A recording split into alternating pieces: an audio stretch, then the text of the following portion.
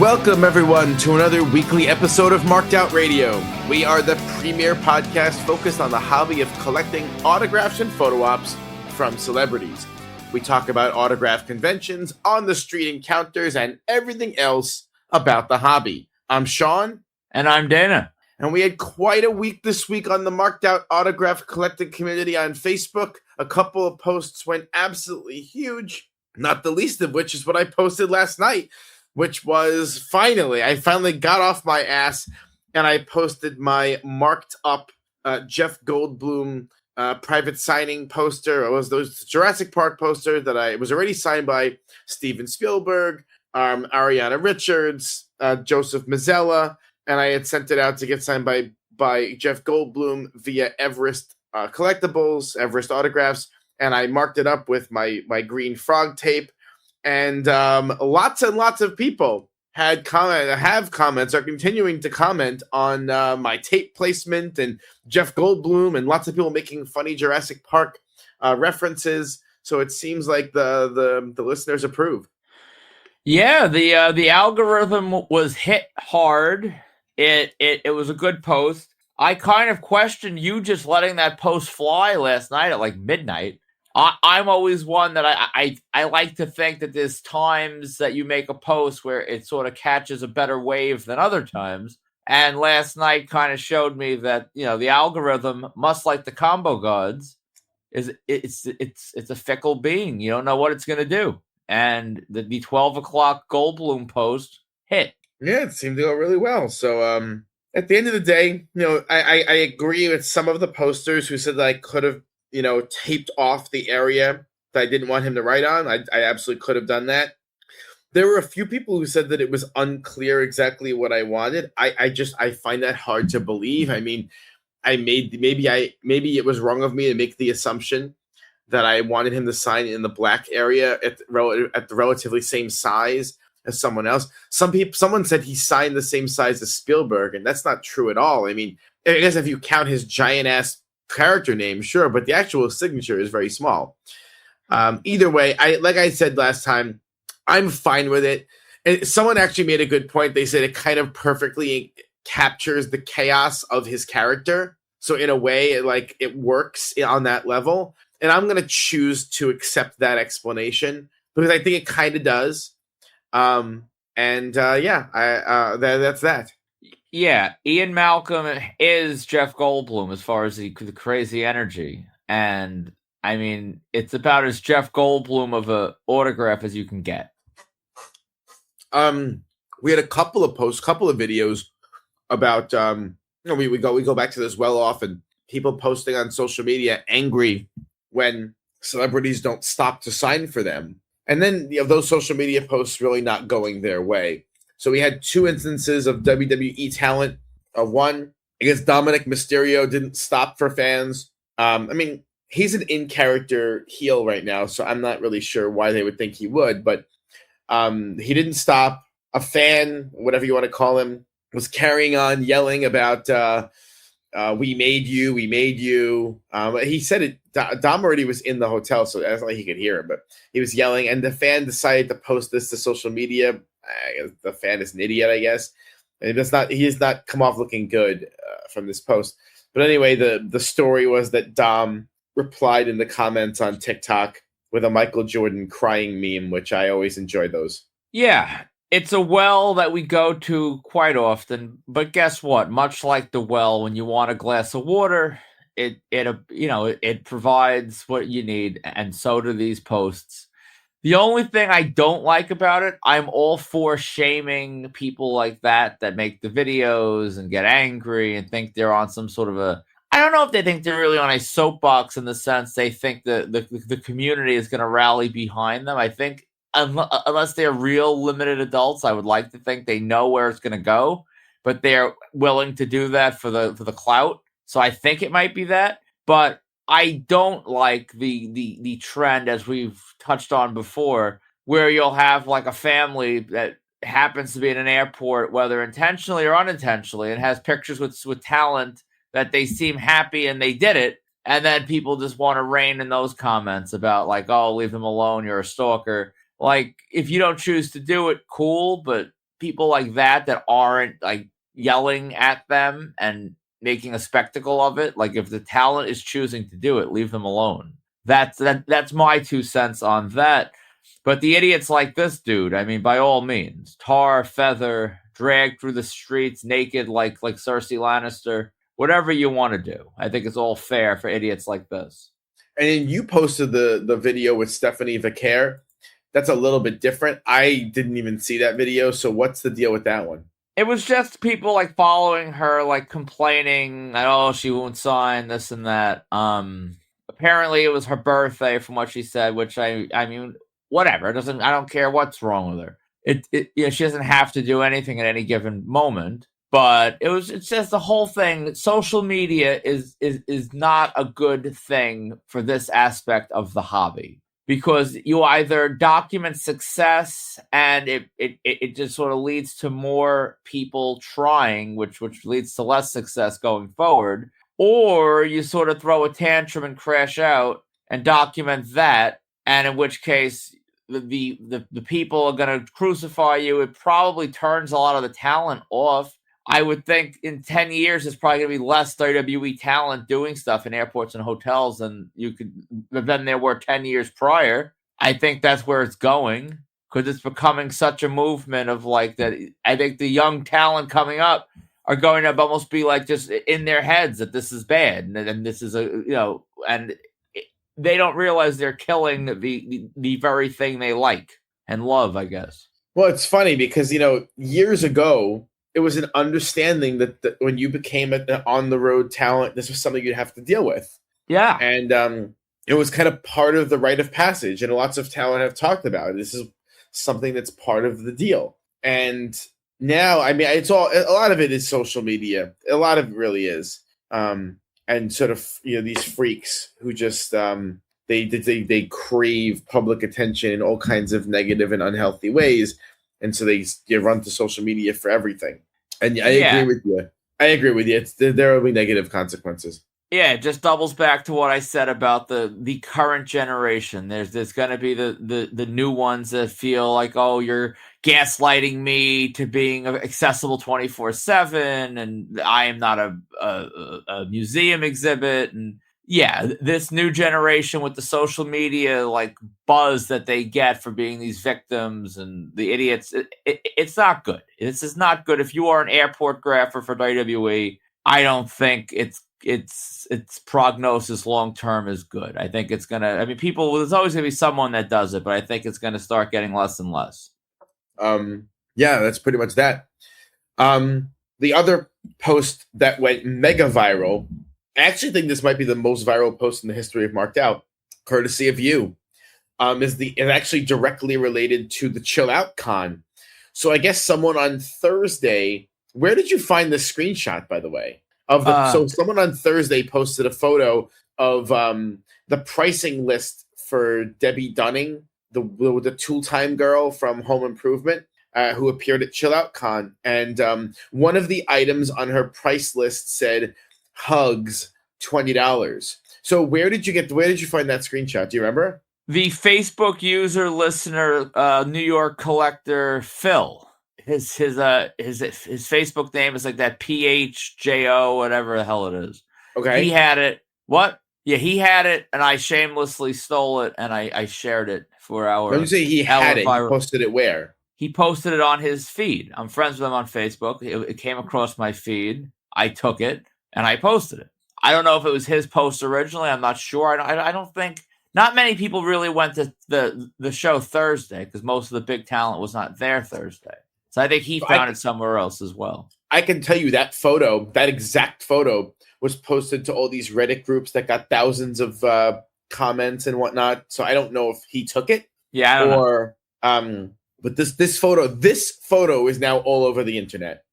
And there's a few funny things about the photo. I mean, hugs $20 is funny, but also she's trying to sell signed scripts from Home Improvement for $1,000, which is just so beyond orders of magnitude above what a signed script from Home Improvement would be worth, even a shooting script.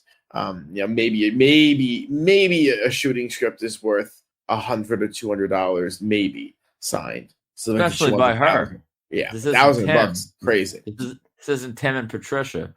But Let me even just. yeah, shooting strips are not particularly valuable anyway. But go ahead. We all on the group had a little some differing opinions on it. Me personally, I love it. I am all for charging for hugs. I want to charge for conversations. I would charge for a obscenely long handshake. Like anything that's going to take time away from making money at the table should be monetized. And if we're paying for a photo op, why not a hug?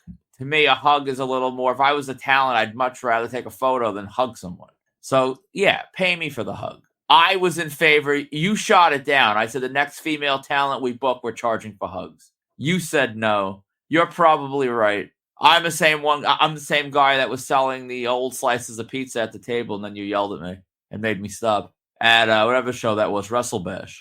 So we can't go by my decisions in these cases. I mean, here's the thing, and I think it's really important for people to understand. I don't think she sold a single hug. I don't think that's the reason why it was on the price list. What I think she wanted to do was try and avoid people who come up to the table and try to talk and ask for hugs without buying anything. And at these shows, there are always these people. Do you remember at, I don't know if we've ever even talked about this, but at, oh God, what show was it? Big Event, where years ago, Big Event, where we brought Tiara James, and the blind guy came up to the table and was like, he wanted to give her a prayer card and read her a prayer. And yes. And she looked at me like frantic, not knowing what to do. And I like quietly steered him in a different direction. But there are these people who they're abusive. They are abusive of the process. They're abusive of like the public's, most people do not want to be mean or do not want to be rude or like we act in a certain way so that we don't want to offend other people. It's kind of we have a natural defense against being offensive in public, I think. It's part of being a member of society. You don't want to, especially if you see somebody's a little bit limited, you don't want to hurt their feelings. You don't come across like a jerk. And so there are certain people who know that. They weaponize your discomfort by they keep taking and taking and taking of your time. I mean, we saw a really good example of that at Chill Out yesterday with Jerry at the table with those two women, the twins from The Godfather, right? Where he got a photo op from them and then proceeded to speak to them for 20 minutes about his autograph collection until they literally had to get up and make an excuse to leave their table to escape his presence. And so I understand why you put that on the sheet. It's not I don't think anyway. It's not. I don't think it generated a nickel of revenue. I think it is an attempt, probably an unsuccessful one, but an attempt to repel these people who are takers. Perhaps my count is the $1,000 script. I doubt garnered a nickel of revenue either.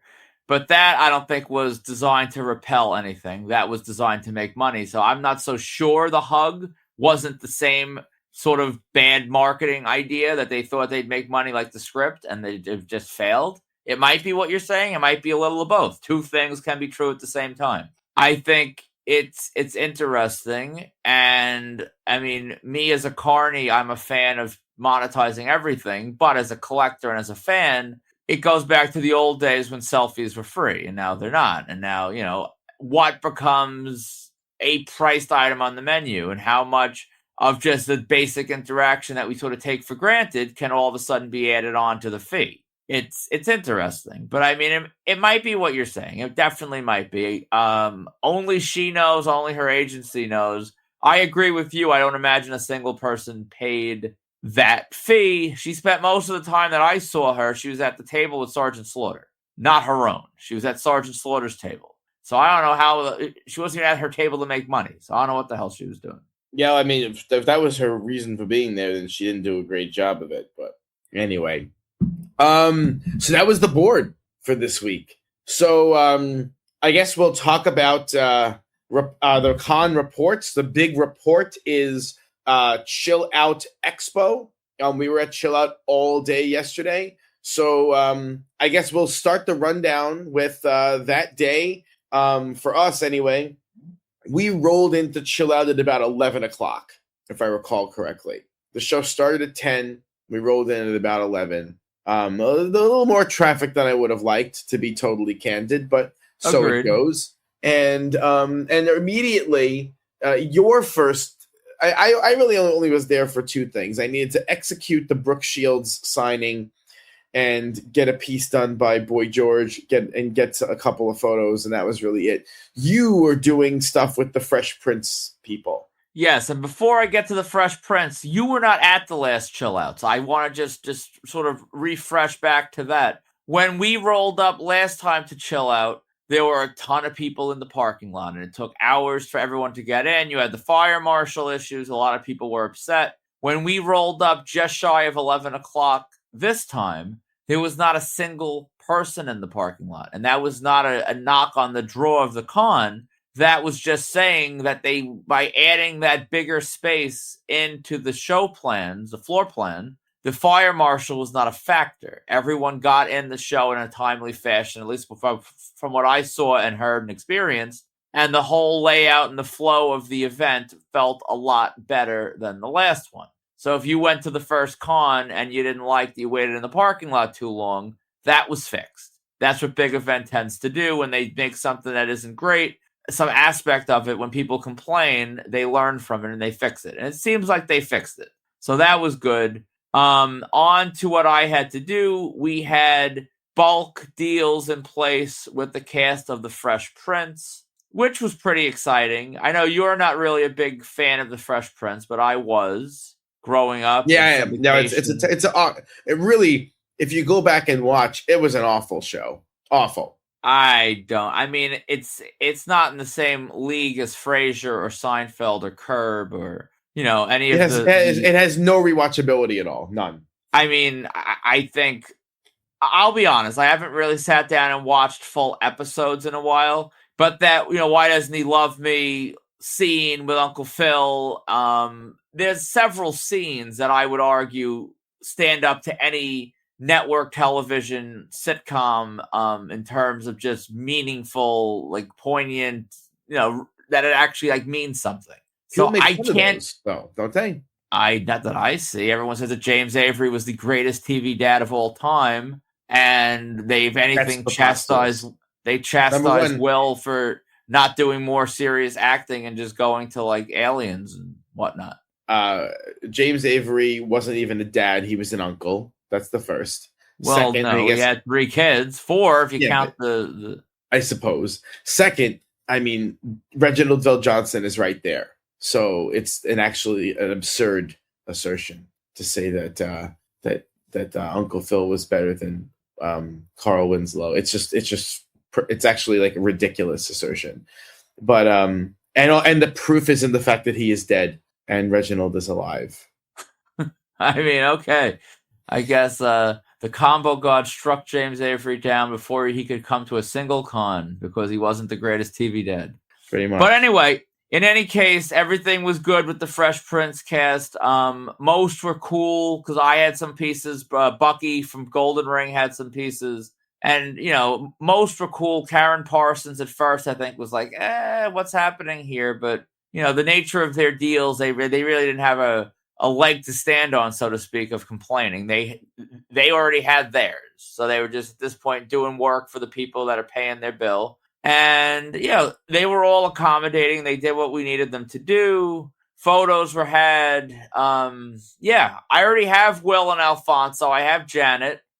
James Avery, as you just reveled in, is sadly dead. And Bucky and I were having a conversation before yesterday. I think if James Avery was alive, he would be not only a good con draw, I think he'd be a headliner. With the Fresh Prince, the voice of Shredder, he would be a big, at least the first couple times out, he would be big. This is why it's hard to take you seriously sometimes. A headliner? Well, a headliner at, maybe not a headliner at like a New York Comic Con, but a headliner at a regular show, yeah. He's in all these different properties. Yeah, but the Fresh Prince didn't draw, so the idea that he would be a headliner of a property that doesn't draw, I don't know. You see how the Turtles do? They always have consistent lines. I would say they do all right. Yeah, I don't know about great. They do all right. I mean, but He would other be people, he would be a headliner at a terrific con for sure. That's not not saying a even hell of a lot. I Fran- understand. Francois Chow was Shredder in the movie and wasn't even a headliner in the. He was a bottom tier guy. I think he'd be a solid guest. A headliner. That's like look. Tatiana Ali was an actual star of that era, and she wasn't even a headliner. I Right? think James Avery would do significantly better if he was alive, but I might be wrong. I may be overinflating what I think of Uncle Phil on other people. I Perhaps think he so. wasn't. It's a I mean, possibility. he certainly would But occupy more space than other guests.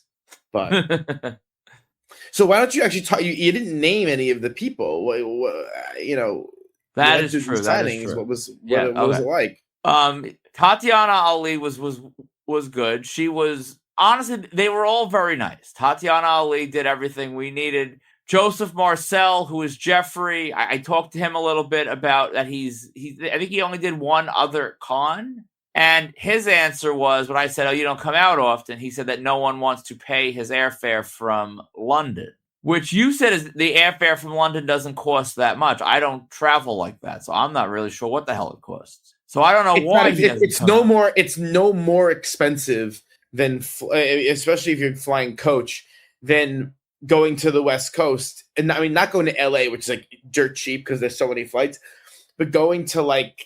I mean, when I flew to London, I want to say 600 round trip per ticket. Yeah, So this is not crazy numbers. I mean, yeah. the truth of it is, you book a con on Easter weekend, all the airfares are triple because Easter. So maybe that. But if he was speaking more generally, it is just not that expensive to fly to London. It's a cheap flight from New York. So maybe he's making himself feel better for his lack of phone calls for bookings. But yeah, he was great. He looked younger, honestly, than I would have thought he would look, which makes me think I have to look back on how old he is. He must have been a lot younger in the Fresh Prince than as a kid. I realized I viewed him as an old man back then, and he's probably honestly closer to my age now when he was playing that character than I would like to realize. But he seemed pretty good. The hell's the kid's name that was Nicky? Crap. Ross Bagley. Ross Bagley, yeah. I only had one piece for him. I had no, he was good. I was working on my 11 by 17, actually 12 by 18 Fresh Prince piece that is now relatively complete until I can get Alfonso.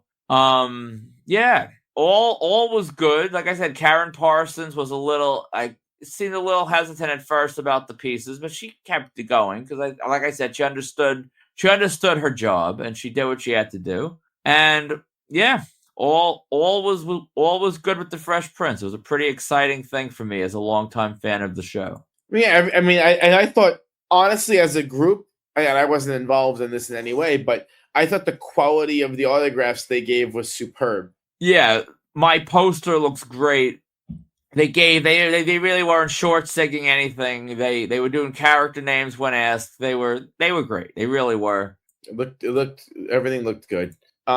Then so after that was over, I'm trying to think what happened next. It was Brooke Shields, right?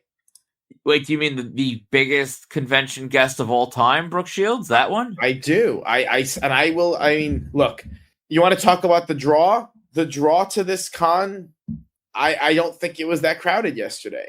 I'm not saying anything crazy, right? Yeah, the only thing I want to preface though was the headline overflow part of the line is in the parking lot. So I don't honestly know what was out there. By the time we got to that part of the area, we were able to just get on the line indoors. We didn't have to go outside. But when we pulled up, there were people waiting out at that point in line already for Brooke and George and the headline talent. I don't know. I'm not going to really guess how many they drew, but you were able to move around the show pretty easily.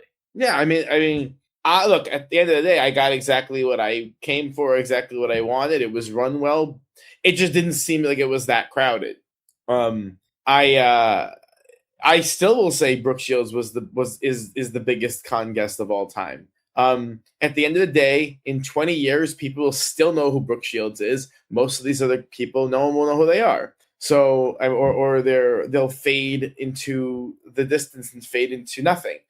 Um, I'm not sure in this environment, is she going to draw the same way that like a genre person will draw? No, but I mean, I'm not sure that means anything really in terms of having the importance of a guest. I mean, I guess at the end of the day, the draw is everything. Nothing means more than the draw, right? But if we try, the problem is if we try to say like, the biggest con guest of all time, then the biggest star to ever attend a con is Robert Englund, and that just doesn't make any sense because Robert Englund can't even, he couldn't headline a project, he couldn't headline a TV show, he couldn't host Saturday Night Live at this point. But he'll still draw $250,000 a day if he wants to. Not to rehash. To me, I would look at and there's a lot of other ones on the fringes I could focus on, but I'm going to focus on one name and one name only.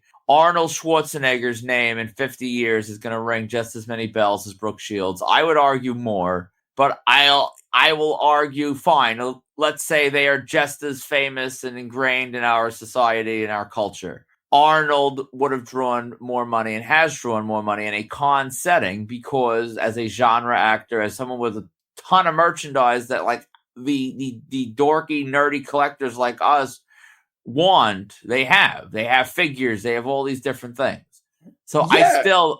Arnold will draw better among limited adults, whatever that's worth. Sure. Yes. What is the argument? Well, that is the convention audience. So when you were arguing she was the biggest name of all time at a convention, I said she was the biggest star to ever do a convention. That's what I said. I don't think she's bigger than Arnold. I still say that. Her draw wouldn't be as first big of all, as Arnold. this is why it's arguing with you sometimes is so annoying. You told me, you made the argument on this show a month ago that Stallone was a bigger name than Arnold, and I had to like yell at you about it. Now you're Arnold. Yes, you did. I argued with you that Arnold was bigger than Stallone. You said no. I think that might have been AI generated. I don't think I said that. I think I said he was there was a whole 20-minute segment about it. And I had to bring up that Arnold was governor of a state, for Christ's sake. I said he was bigger. I think I said they were equal. Yes. Which I agree with is probably not true. But I don't think I said he was bigger. You said he was bigger. In any case, I think Brooke Shields was excellent. She really was she seemed like a natural in this type of setting. She was warm. She was great. They booked an iconic first-time con guest, and they deserve all the credit in the world. It was really, really great. But I felt sort of vindicated in my debate with you after seeing the crowd. I do not think she is draw matters. And yes, you would say Robert Englund is not the biggest con name of all time because he can't do X, Y, and Z. I agree with you.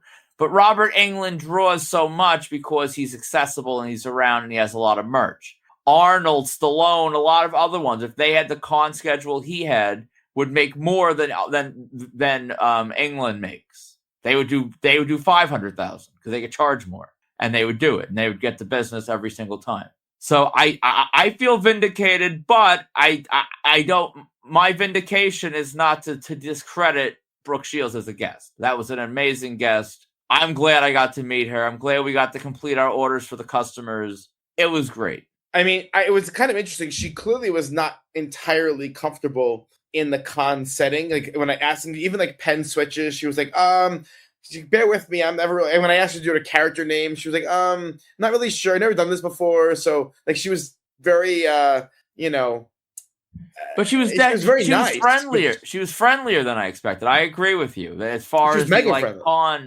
con moves you kind of are expected to do, she was a little about, but we did have a funny moment. So I had a print of one of her Calvin Klein ads, 11x14, and by the way, we have a bunch of extras that I'm going to post later for sale on the group. But I was 11x14 of one of her Calvin ads, and I decided to shoot for a quote. And so there's a famous quote from her Calvin Klein commercial where she said, "Nothing gets between me and my Calvins," and it was a kind of a goof on the idea of not wearing underwear. And this was a very, very controversial statement because she was 14 years old when she did that commercial. And so at the time, it was like crazy. It was an uproar. Against Calvin Klein. CBS actually refused to run the commercial. It was a whole ordeal. And so I went for it. And I used the tape trick, had my green frog tape on there, and I was going for it. And she was like, "Oh, Calvin Klein will not. I just cannot do that. The terms of my contract are so strict with them." And I'm like, it's really it struck me as being a funny thing for her to say, because for someone with no con experience, she was able to dust off one of those very like obvious con fibs that celebrities use when they don't want to do an inscription. I thought that was kind of funny. Yeah, Jeffrey did the same thing. Golden Ring had a request for, crap. I'm gonna mix up the quote. I'm not gonna say, but whatever he used to say, Master William. Whatever his saying was. I forget the start of it. And he's like, "Oh, I can't. That's intellectual property. I'll be sued." And it's like, you absolutely will not be sued, but well played. No, it's a very funny thing. Like anyone's gonna notice. But I thought it was funny. And she did hit me with one inscription. I had and I still have, and will be for sale. I have a copy of the Vogue magazine that had her very first ever cover, which was February 1980 Vogue.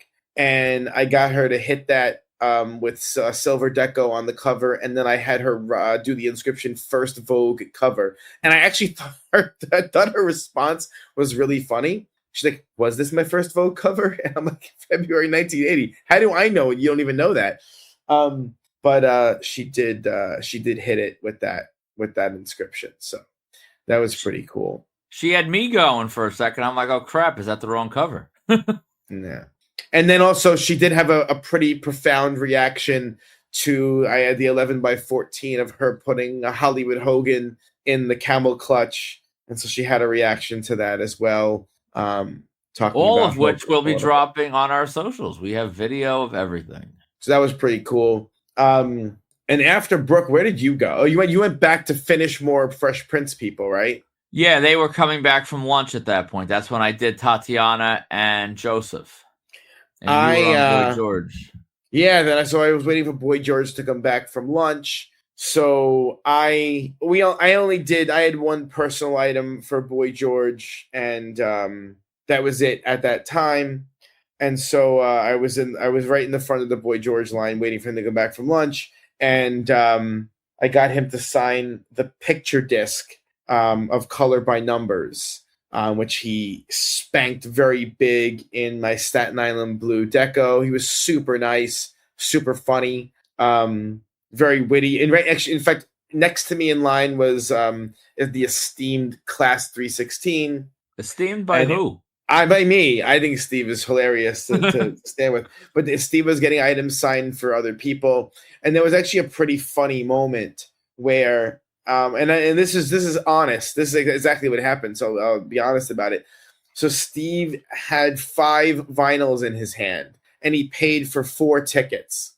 And he said to the handler and to Boy George, I heard it out of his mouth. He said, "I only paid for 4." And he went to put the other one to the side and put it away. And Boy George just grabbed it and signed it and kind of waved his hand like, "I don't really care," and just did it anyway. And then Steve was like, And it's actually really funny because Steve was like, "I didn't pay for that." And so Boy George's response was to take the 2 cardboard pieces that Steve had to protect the vinyls, and he signed those as well for free. So Boy George clearly having a little bit of fun with our own Class 316. But then it all, of course, anything involving Steve that is nice or sincere eventually goes to pot, because it always does. And so Steve first gets his photo with Boy George on his phone, and then of course he can't help himself, so he hands his camera to the handler. The handler's trying to operate Steve's camera, does not go entirely as planned, and he keeps futzing with it and messing with it. And then Steve is getting agitated and trying to explain to the guy, move closer. Boy George is getting agitated, and then the best part, and I believe I captured this on video because I was documenting this insanity, is Boy George after Steve leaves says to the handler, "No more cameras." Yeah, That was great. class really annoyed Boy George. It seemed like by the end of that, there's a lot of good video to drop. That'll probably be one of the first clips I drop. That's funny. The best part was Steve had no idea it was even happening. Steve was really in bad shape yesterday. His cell phone broke, and I mean, like, the charge port broke. And when anyone's cell phone breaks, what's the first thing you do? You go to Walmart to buy a wireless charger, and then take packing tape and wrap the packing tape around the phone with the charger on it. And you have tape around your phone for the whole, trip, so you can charge your phone that way when you can just like set it on the charger. But whatever. He's shot, and you actually, like, kind of got mad at me because I was screwing around with Steve at one point, and I had the Staten Island Blue in my hand, and I told him I was going to make a mark on his Walmart charging cable, because then he wouldn't be able to return it in theory, even though the average Walmart employee,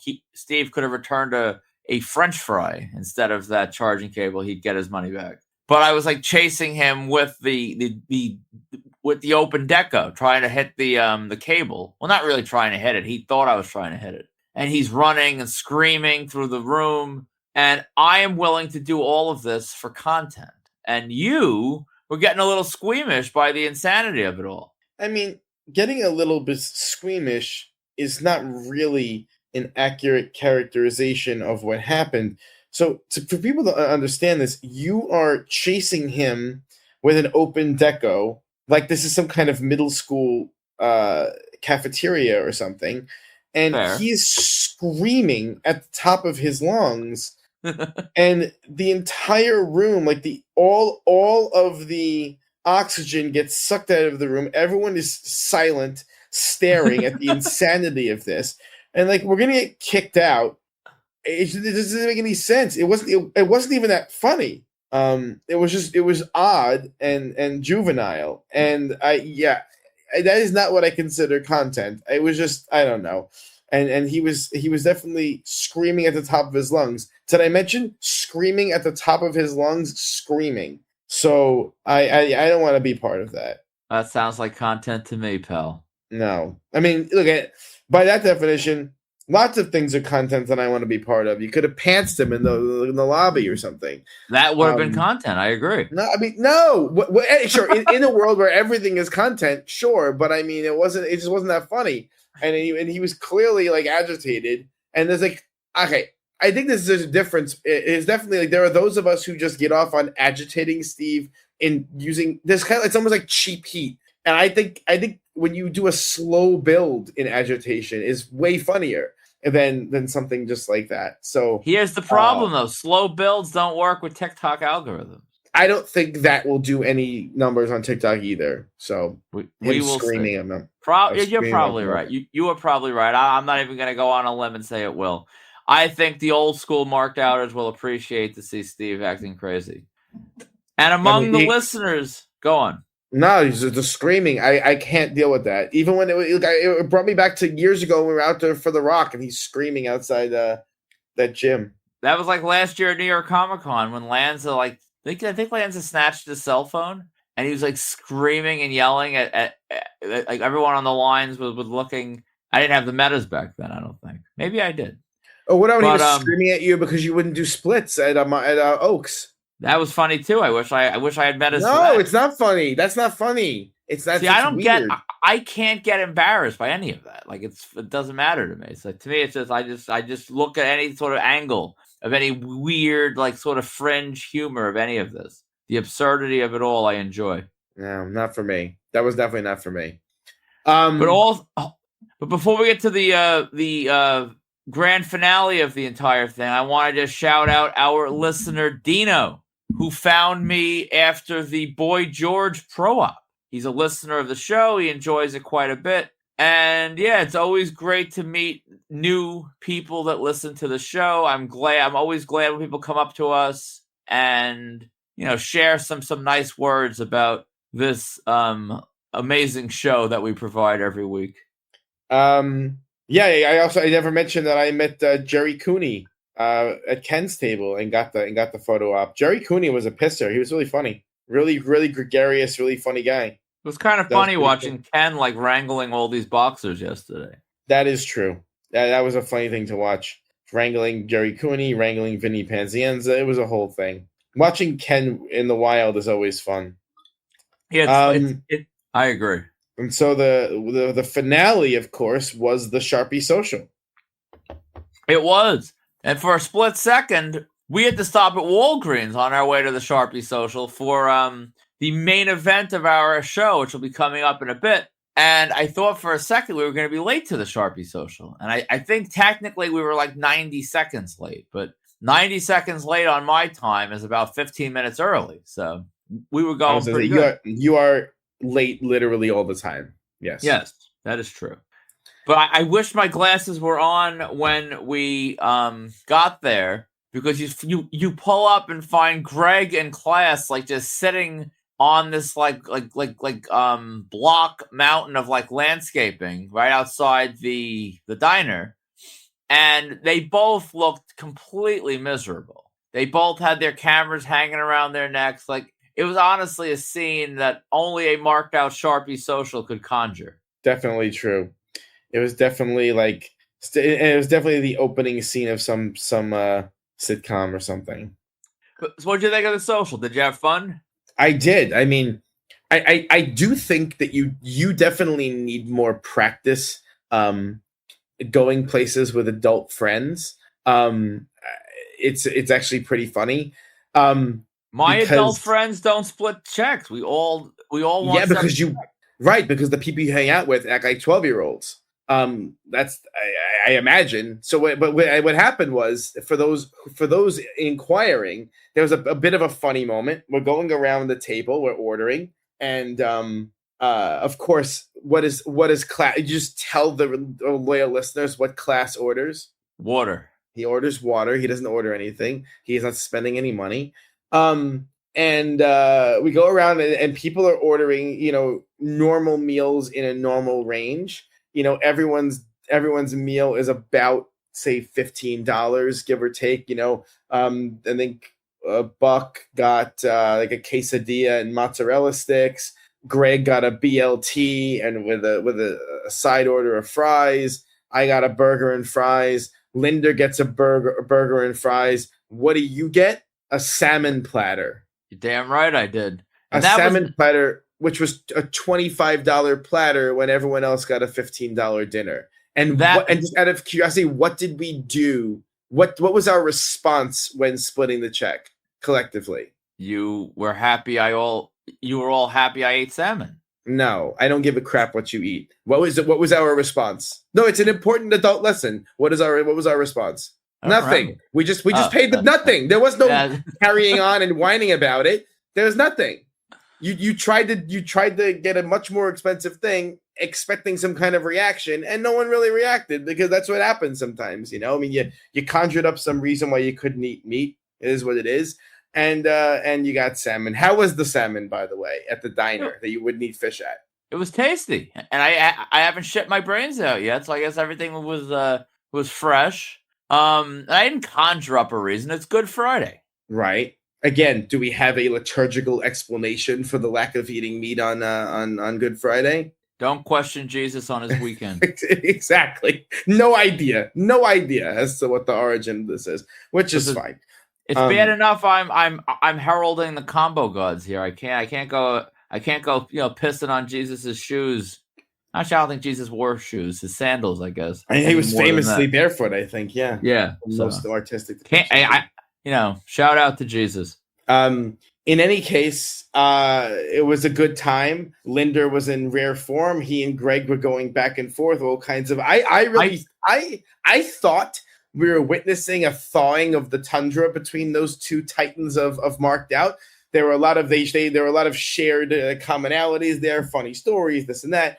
And I thought things were going very well between everyone. Actually, Class was on his best behavior, and it was actually kind of funny to watch. Aside from not getting any food, but I mean, you can't civilize that guy. That's never going to happen. The best part of Class was we're all interacting in varying degrees of weirdness, and then you have Class. Well, want to see a photo of my mother? I don't know Yeah. how he got like stuck on like his record was skipping on like that one, and he spent the whole time. There's a photo of my parents together, and he just kept showing pictures of his parents. Well, to be fair to him, it's because we were saying that his mother doesn't exist, and he had to prove that she does. I thought Greg and Linda were going to reconcile. I thought they would. Basically, the fork in the road came, I think, when Linda wanted an apology for the disrespect of Sam Roberts.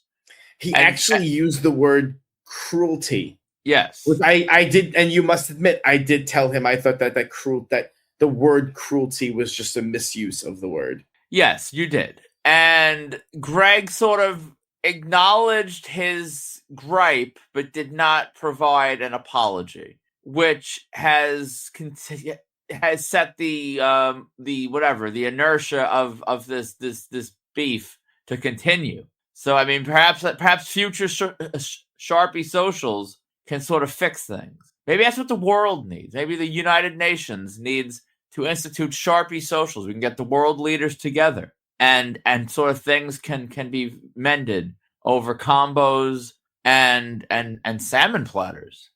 Yeah, I mean, all in all, it was fun. It was a good time. The diner was okay. I thought the service left a little bit to be desired. If I'm going to be honest, the food was all right. I'm actually looking forward to Steel City a little bit more. If I'm being honest, that place looks a little bit more fun. Yeah, and it won't be Good Friday, so I can eat whatever the hell I want. Yeah. Which will be, I mean, not if you break out the AI app. Oh my God! So what's really funny is I neglected to mention it, but it is content. That one of the reasons why we were a little bit late getting on the road was because we stopped for breakfast before we got on the road for Chill Out. And, I ate very quickly. Brian ate very quickly. And we're watching Dana just sit there with the food out. Just sit there and sit there and sit there. And I'm like, at some point, if you can't tell, I have a little bit of a short rope on things. So at one point, I'm like, what are you doing? Eat the food. We have to leave. And what was your response? I needed to find the McDonald's scrambled eggs in the Cal AI app, and I couldn't find them. So I had to go into the app of McDonald's and make sure I got my proper protein and calories accounted for. You got it. It looks like I wish I had taken a picture. You're fiddling with your phone while this pile of McDonald's eggs slathered in ketchup is in front of you, and I'm like, what is happening right now? Let's go. I wanted to get out. We're supposed to be out on the road at 8:30, meaning on the road until 9:30, I think. Maybe even later. Yeah. But and I was getting antsy. Wasn't good. But it was just funny to watch fiddling with the phone. It was very funny. Listen, counting the calories is very important. I am down 10 pounds. I'm moving in the right direction. I'm training for combo hunting. You can't be out of shape and combo hunt effectively, at least. So we clearly were not the only people at Chill Out. Lots of our listeners and participants on the marked out autograph collecting community were also at Chill Out. Chuck was there. He met Paula Abdul and Heather Thomas and got a bunch of autographs. Miguel was there. He met Brooke Shields. He got her on an original Blue Lagoon poster with character name, incidentally, which I also have and will be placing up for sale. Big Chad, we saw Big Chad there. He posted his He-Man Masters of the Universe original poster. Dolph hit it great. And Dolph also gave him a free inscription, which was very nice. Yes. That poster looks awesome. I think he still needs Frank Langella. And so if anyone wants to bring out Frank Langella, that would be great for sure. Mike Megason, he met Brooke Shields, Paula Abdul, Boy George. Alex Storzillo met Boy George. He had a funny interaction where he didn't pay for the combo, but Boy George, I guess, thought he was attractive and asked to take a picture with him anyway, which is pretty funny. So those were the reports from Chill Out. We had a couple of other reports. Chris Eastwood, he hit the Jurassic Park reunion at C2E2 in Chicago. He got Wayne Knight and the kids. He got a bunch of autographs. He had a pair of those goggles. Did you see those goggles? Yeah, they were sick. I thought they're really cool. That's one of those things I would like to have. Well, where would I put it? It would be in a box somewhere. I would love it to have a mannequin head in the living room. Yeah, clearly that's what I need. Ira and Ollie met Rhea Ripley in New York City at that Lids signing, which, despite the fact that I have Rhea, I was actually tempted on anyway, but it sold out pretty quickly, so that made my mind up for me. Brandon, he met the Hardy Boys at a TNA event. I mean, the Hardy Boys are always, I would say, almost always everyone's favorite people to meet. Yeah, in the era where, like, Edge and Christian are not very accessible at these things, and the Dudley Boys are, Devon's nice enough, but Bubba's just a pain in the ass. Then you get the Hardy Boys, who I think arguably were the most colorful and fun of that era's teams, and they're just every bit as fun in a meet and greet setting. They're great. They are. They really are. Matt in and of himself wouldn't be a big draw alone, but I mean, Jeff is massive, and yeah, it's always a good time meeting the Hardys. What else we have on here? Greg 2600. He did a real signings event in Secaucus, New Jersey. He met what kind of players are these? Benito Santiago, Ramon Martinez. What is that? Baseball. There you go. I couldn't believe this real signings event actually wasted money printing those nice tickets. Like, there's a cheaper way to be efficient and to prevent whatever mooching. You don't need these fancy printed tickets, but I mean, more power to them, I guess. Vin hit up MSG to get Petey Williams on the funny 8x10 he had with Scott Steiner. And finally, Richard Rose got Kelly at Pandora. It seems like Pandora's is having people every week. Yeah, Pandora's is like the new wrestling universe as far as just like a constant stream of signings. It's pretty wild. We had Wicked Inc. Wednesday again this week, as always. Some really cool stuff. Jack Proctor hit us with a Laurel and Hardy. Are you a Laurel and Hardy guy or no? What the hell's that movie called that's on every Thanksgiving? March of the Wooden Soldiers. March of the Wooden Soldiers. I've watched that since I was a kid. I'm of the belief March of the Wooden Soldiers is honestly a god-awful movie. But there's a certain, it's sort of like, it's like Kraft mac and cheese. It ain't always the best, but I mean, it's definitely comfort food. It's good. That is the extent of my knowledge of Laurel and Hardy. Same, honestly. I'm gonna push back. I absolutely love March of the Wooden Soldiers. It was one of my favorite movies as a kid. I watched it, I would say, obsessively as a kid. I would watch it like yearly hilarious. As a kid. It was, yeah. I mean, those like, what the hell were they like? Those giant cats and the music. I remember as a kid, it was like slightly spooky.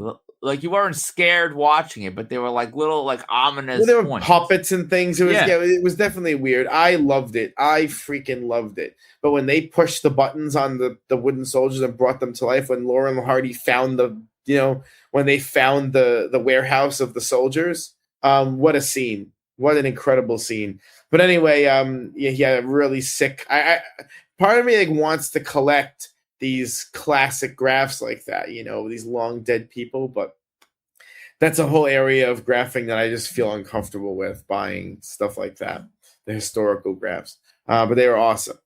Jim told a great story about his when he basically lucked into attending the Daredevil premiere and got some premiere tickets signed by the actors. And Kent Clark, he joined the board just to start participating in Marked Out in a Wicked Inc. Wednesday, and he posted a very early Ryan Reynolds from before Ryan Reynolds was a star, pretty much from like 2000. And let me tell you, you saw every letter of that autograph was pronounced on that piece. Yeah, and I always love to see the new people join the board. That's awesome. Like, he wants to take part in the weekly traditions, and then here he is now. That's always cool. Anyone listening that hasn't taken the plunge yet, we are actually a very nice, albeit eccentric community, and I think we sort of welcome everyone with open arms. Sure, if you say so. No, just kidding. What else do we have? Photo with Friday. So Michael posted his shot with Ozzy. It was fantastic. When you see things like that, do you regret never doing that expensive Ozzy package at like Mad Monster Party or whatever? What I really regret about the Ozzy package is that people were getting free photo ops left and right because they weren't checking any tickets. Had I known that, I mean, talk about the ultimate switcheroo, moocheroo, whatever. I don't know. I mean, it was a long drive, a lot of money. I'm not a fan of Ozzy beyond Crazy Train is cool. He did a feature on a Busta Rhymes album I kind of like. That's not my genre. If he was closer and maybe if he was at a show I was at and I didn't get him, I would regret it. I don't really regret not making a long trip and spending a lot of money. That's burning the candle from both ends for something that doesn't really mean anything to me organically. How about you? Do you regret I do. it? He's someone of historical significance. I would absolutely have gotten him if I was anywhere near him. To be fair, though, that did clash with NYCC. That was the exact same weekend. Like, it wasn't even like a choice. We already had pre-orders. We were locked in, and it was like Saturday of NYCC, I think. It was like the main day he was doing. So it really wasn't possible, unfortunately. I know, but still, it's a bummer. And when I see someone else that has it, it's like annoying, which is irrational, but that's a feeling. So do you want to ban everyone that we can ban everyone that posts a photo with Ozzy? No. I like seeing stuff like that. It's just it just hurts me a little bit. Not a lot, just a little bit, tiny bit. I can deal with that. Coping just fine. What else? Jonathan posted his shot with Doug Jones, and I'm going to be honest. The reason why I pulled it out, I love seeing photo ops with Doug Jones because the way that Doug Jones holds people's shoulders is funny to me. And I zoomed in on Jonathan's to see if Doug Jones kind of grabbed him the same way Doug Jones grabbed me when I met him 15 years ago, and lo and behold, exactly the same. Have you gotten the op with? No, you haven't gotten the op with Doug Jones. So you have not been I've been groped by Doug Jones, yes. You have been. He has that funny hug thing that he does. And I'm amused by that endlessly. And then finally, George posted a shot and a whole story with the Honky Tonk Man. And I think George was misunderstanding people's critique of the Honky Tonk Man because he said that people have a lot of negative things to say. People do not say the Honky Tonk Man is not friendly. He is very friendly. Do you want to explain what people's critique is of the Honky Tonk Man? His pricing is nuts. And it's not consistent. It's a sliding scale of pricing based on what he thinks he can get you to pay in the moment. I'll never forget when he was at that show in New Jersey. It was the Contropolis. He was charging more for encyclopedias than Hasbro's, which was like, even if I had a Hasbro at that point, which I actually wish I did, I would be more annoyed to pay less than I would have been the opposite way because it just doesn't make sense. Like, do you realize an encyclopedia is, as far as an investment piece goes, about as worthless as it gets? You could have a freaking roll of toilet paper signed with each ply for a signature, and you no one, the amount of money you put into these things, no one is paying that. It doesn't matter who's in it. So that was ridiculous, and that is the Honky Tonk Man. I don't think he really he's carny, but he doesn't understand the market. So he's like inefficiently carny, which honestly annoys me more than a laser focused carny. Yeah, I think that's a little bit in more even in depth than I thought you were going to do. He just changes his pricing on a whim, and it doesn't make any sense. And there are some shows. That one show, that show, what was it? It was that altered reality show, the one in Jersey. What the hell show was it? That's why I just said Contropolis. Yeah.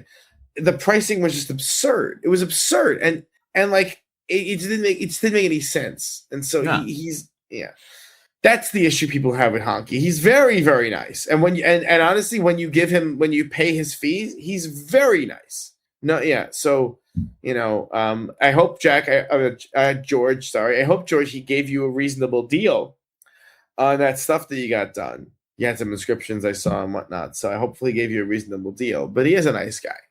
All right, on to con news. Take it away. All right. Steel City Con adds Doug Bradley, Bailey Madison, Jeff Ward, and John Moyer. And they cancel Courtney Eaton and Sophie Nelise, who I definitely butchered her last name. Doug Bradley, I'm curious to see. I've actually purged several pieces from my collection on Doug Bradley. Because I'll be completely honest, I don't love Hellraiser. First one is pretty good. Subsequent ones, which, I mean, that's the case with most of these horror franchises. but some are but I love them for their charm. Hellraiser 2 and 3 and whatnot, not honestly quite as lovable for me. So I've purged. I don't need more. But he's always one that is very affordable and fair. He's free quotes. He's usually a standard rate. And I'm curious. I will swing by his table just to sort of read the sign. Because I always like to see how the Last of the Mohicans, the old school ones, how they sort of hang on their pricing was. And then showing the omnipresent nature of the combo gods, Roseanne Barr was in the news talking about, of all things, heart damage. And she fears if she would have open heart surgery, she would die on the table. And she says she would just rather have a heart attack or a stroke. And to that, I answer, just please hang on one more weekend. If you're going to stroke out or have a heart attack, please let it be after Steel City. I am throwing myself at the mercy of the combo gods. Keep Roseanne alive one more week, at least. Actually, more than a week, because the photo op probably wouldn't happen yet. Give me 8 more days, combo gods, with Roseanne, please. Yeah, I thought that was really funny, the Roseanne story in the news. A big ad that's causing a lot of stir on the East Coast. Chiller Theater has added Christopher Lambert from Highlander and also from Mortal Kombat. Christopher is someone who you'd think would do cons every weekend, who's just not around that often. A lot of people on the East Coast don't have him. He hasn't been out in years. And there's a lot of pent-up demand. His properties are very, cult classic kind of things. And are you familiar or not really? Familiar enough to know that he's basically all. Long story short, I've seen him in nothing, but I will get him because it seems like the right move for a lunatic like myself to do. I think he's going to draw big numbers. Big numbers. He's a major ad for them. I think he might even outdraw Chris Noth. That's not happening. Come on, Chris Noth. There's Chris Noth is going to draw big. Telling you. All the coffee table books. Yeah. Speaking of which, you reminded me. I got to dig out my stuff. Monster Mania Cherry Hill added Chris Chalk, and Chris Chalk's a great name. I'm going to have to add him onto my damn Derry poster. It pisses me off. Are you going to add him to yours or no? Yeah. I like the Derry poster a lot. I'm not selling it now because a vendor, I'm not giving free publicity anymore unless I actually like the vendor. And I know that you don't like that either. But a vendor did a private with them at Monster Mania, and now there's cast signed pieces at like 7 and 8. So no one's paying my King's ransom of 15. And if someone wants to, it's up there. But I'm going to go ahead and add him. After I add him, I'll probably just pull it off eBay. And then, I'm going to keep raising the price. I don't know. But yeah, I sadly have Chris Chalk I have a photo op. So it's a little disappointing there. I don't need him. I wish it was the other adults, but I'll get him. And then Jonathan Breck, who is Creeper suited. That's pretty big. I'm excited about that. Yeah, that should be pretty. I mean, I'm not a Jeepers Creepers person, but that should be pretty cool for you. Let me get your opinion on this. Jeepers Creepers, they sell his giant. I'm trying to see what the hell it's called. They sell his giant, like cleaver, sickle thing that he walks around with. This is a giant, prop. And I was tempted last time to buy it. I was going to buy it on the show floor. But you don't want to buy things on the show floor. It's seldom fair. And I didn't do it. And now I wonder, does my collection need a nearly 3 feet long, axe from Jeepers Creepers? I feel like it does. Is that insane? No. It's going to take up more space. I mean, yeah, but that's like saying that, the museum adding this great exhibit is going to take up more space. Yes. So you don't have a museum. I'm not with that attitude. I gotta build. One day I'll have one. No, it's a mistake. I'm going to go ahead and say no on that. I got to price it out. I got to see if the value has changed on that giant cleaver. We're going to see. What else we got? Rhode Island Comic Con adds Catherine Bell. Terrificon adding some big names for them. Ron Perlman and Theo Rossi. So big names for Terrificon. They are. The Long Island Tropic Con re-adds Roger Bumpus, who canceled the last time they had a show. If he goes, I will go. I think I need him on. I don't need him on it, but they have those new crap. This causes all problems. I kind of refuse to ever pay for Tom Kenny again after that price we had private. But I like these new like Super 7s they have. So I don't know what I'm going to do. I have to like buy it pre-signed by Kenny. I'll feel better about that. So that's going to be tough, though. Yeah, I don't know. What else we got? Fan Expo Philly adds David Tennant, who always draws. Big Doctor Who name there. And then finally, you wanted to talk about this one. 80s Wrestling Con adds Johnny Ace, courtesy of Big Time Wrestling. Yes, Johnny Ace is coming to New Jersey. And I've never gone to 80s Wrestling Con. I'm not saying I'm going to 80s Wrestling Con now because I don't know if I am. And despite the good doctor texting me, the last text he sent me, I believe, was what he wanted me to lose his number. And I believe he said I was either dead to him or I no longer existed, which I guess is kind of the same thing. I think if I end up at that show, I will be supporting the good doctor and putting my money where my mouth is. And I think Johnny Ace is a good booking, and I will support that with my hard-earned money. I mean, I'm not. I just don't think Johnny Ace is that great of a booking. I don't. He's more like, it's like one of those things. He's like theoretically a good booking, but I wouldn't want to meet him or anything. Like he's never done anything. You didn't like the People Power general manager era at all? I didn't watch that. I don't know what that is. Oh, when he used to come out and yell People Power and he had the shirt. And yeah, I like him. And he's historically significant. I'd meet Kevin Dunn. I'd meet any of those dudes that were like, in that like brain trust. I'm But like I said, is that getting me to 80s Wrestling Con? I don't think in and of itself. I don't even know what month it is. I don't know what day it is. I don't know what I'm doing. I don't know anything. I haven't looked that far ahead. But if I'm there, I will support the good doctor because that is a good booking to me. Yeah, I mean, I'm curious how he does. My instinct is probably not well, but how do I know? I don't know. I just don't see a huge demand for him. But you never know.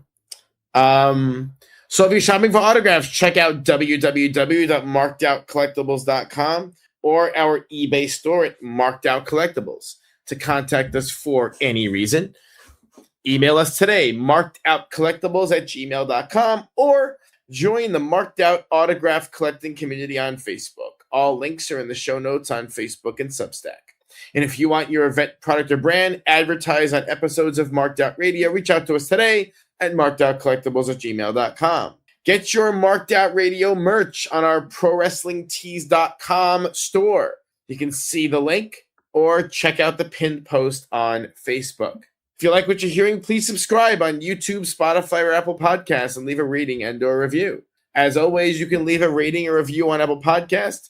You can leave a rating or a comment on a particular episode on Spotify. You could leave a thumbs up, a thumbs down, or a comment on any episode on YouTube. So it's now time for the Marked Out vocabulary word of the week. The word of the week is, of all things, this is going to be a shout out to the old days on the board, specifically IVP videos. Chris, who I believe he was the one who spawned this one. The word is hippo. Dana, should I take this one or do you want to take this one? What is a hippo? I will take the hippo. I will take it right now. The hippo was sort of a code word for the spots that you shall not mention. Let's say you met Bill Clinton at his hotel. You don't want to say hotel because then people would know it was a hotel, and there's not too many of those in the country, and it would be easy to figure out which hotel you were at. So you call it the hippo. If you met the Undertaker at the airport like I did and step on his foot at JFK, you would say the hippo instead of the airport because you don't want people to know you were at the airport, even though, that's not something you could just show up at any time and replicate. But essentially, it was a way to sort of protect and prevent spot blowing, spot sharing. Sharing was banned on the old Marked Out forum. You couldn't come on and be like, oh, I met so-and-so at David Letterman, because then you'd, in theory, be telling other people that they should go to David Letterman. And that would ruin the spots. This was before TikTok and Instagram and all these different things, where spots were somewhat guarded. So hippo was sort of the way to talk about what you were doing in a code friendly way that doesn't sort of damage any of the longevity of the intel.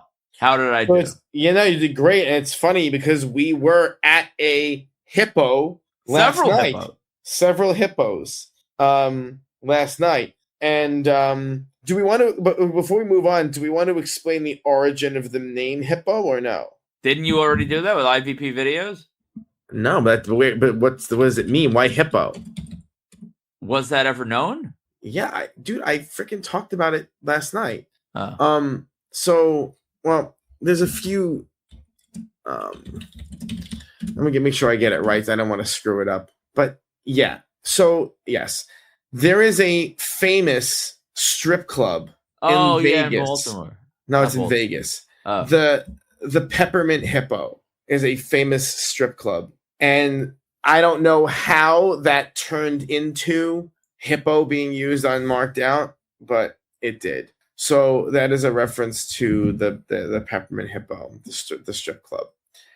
So let's talk about what happened yesterday then. And we're going to do our damnedest to use the word hippo properly in context. So after Chill Out was over, after the Sharpie Social was over, we were trying to go to meet some celebrities outside in the wild, not in a convention setting. We're going to do a little street graphing. And, I haven't done street graphing in so long. It's been years. The last time we did street graphing, for me anyway, was Christopher Maloney.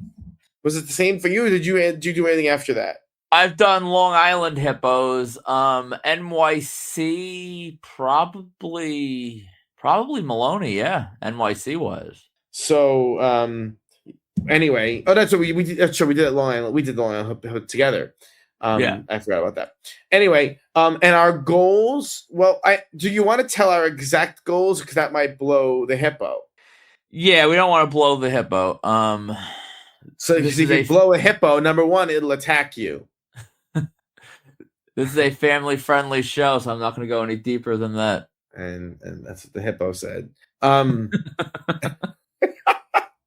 So anyway, our first get of the evening was Patrick Ball, who is Dr. Langdon on The Pit, on that HBO show. So how would you describe it, Mr. Ball? I mean, honestly, meeting Mr. Ball was a ball. He was very nice, almost too nice. It actually was getting me a little worried because when you're not up yet and you're waiting for them to make their way to you, you don't want, because I mean, for some people they can be super, super, super nice, and then all of a sudden the switch flips and like, all right, we gotta go, sorry, and that's all they get through. He was the type of guy that he wasn't going anywhere until every last person had him.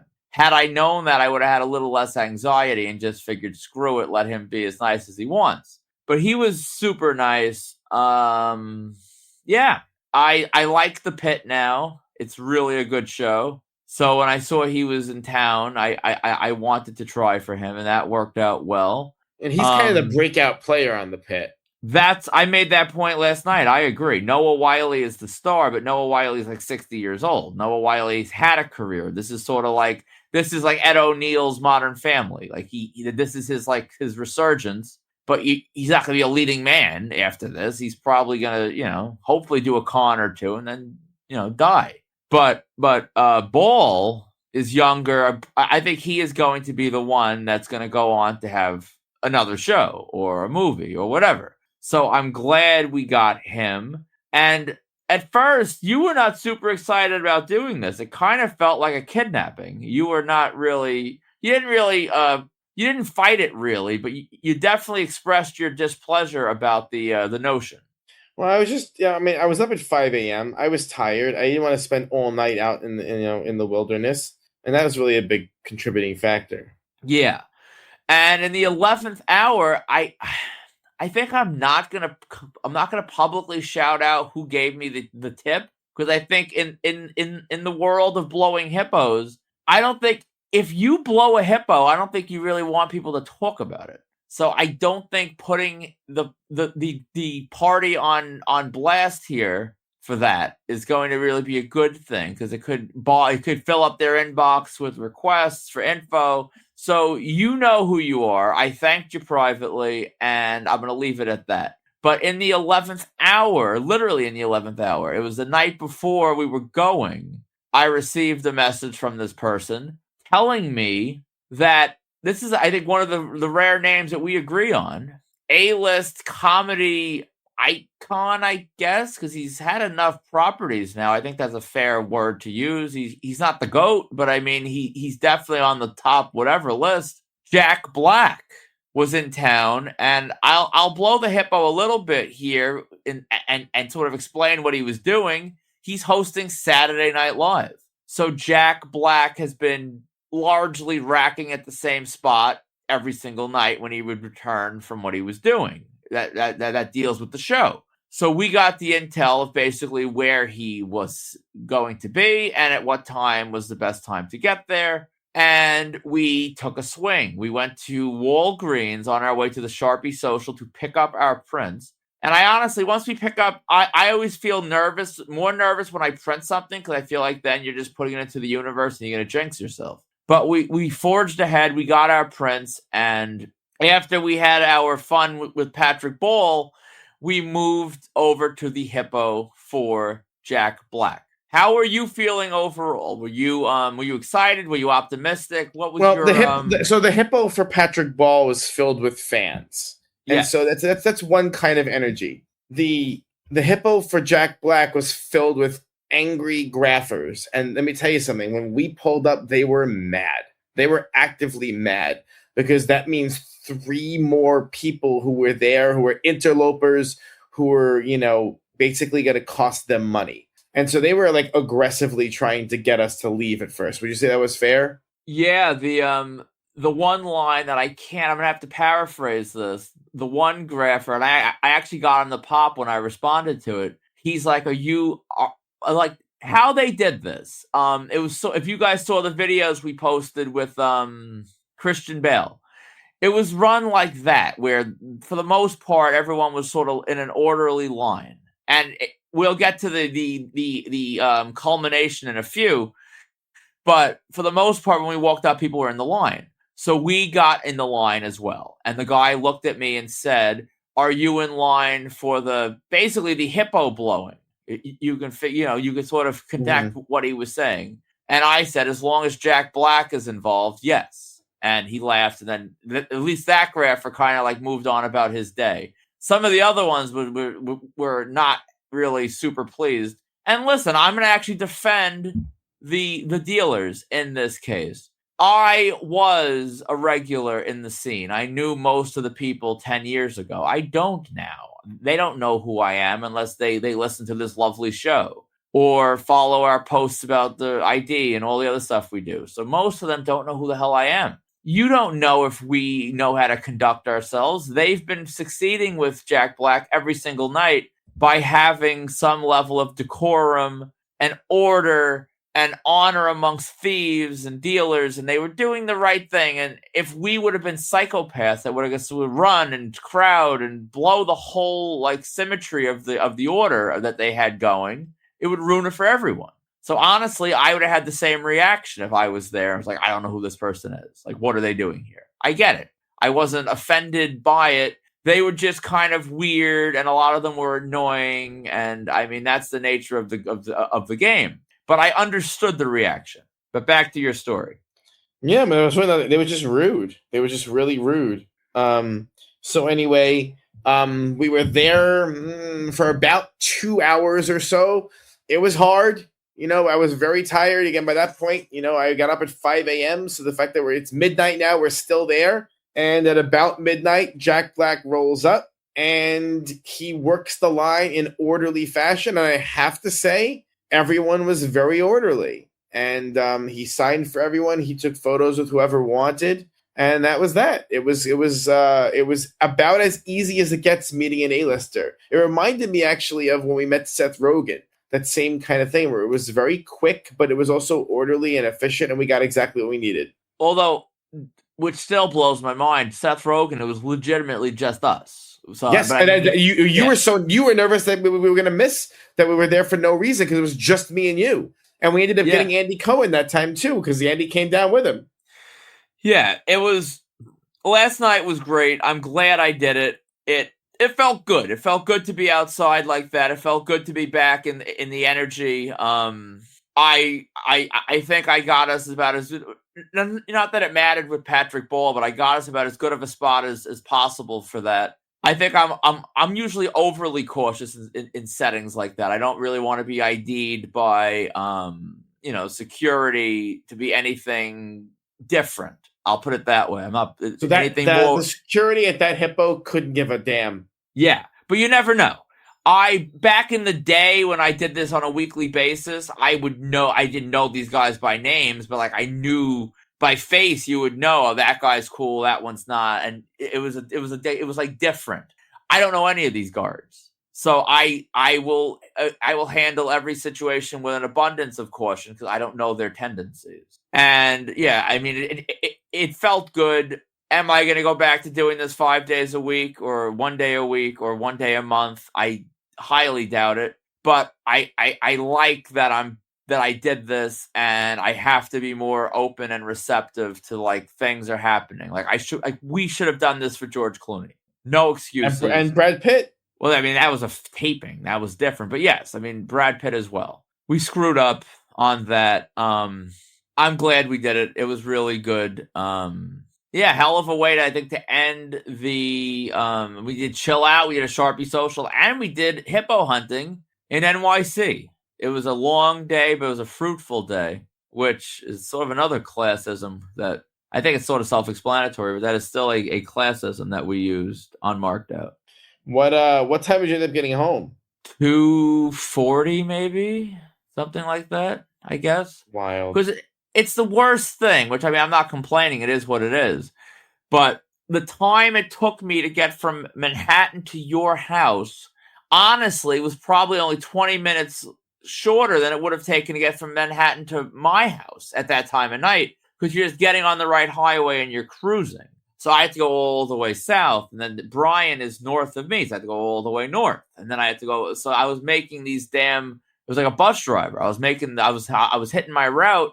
And it definitely, like, I could have been in my house an hour and 15 minutes from the west side of Manhattan at that time of night without a problem. But, I mean, all good. Doesn't matter. It was definitely a long night, though. When my alarm hit at 9 a.m., I was like, what the hell's going on? Why'd you set an alarm for 9? Because of the damn podcast. But I can't sleep past 9. I never usually sleep till 9.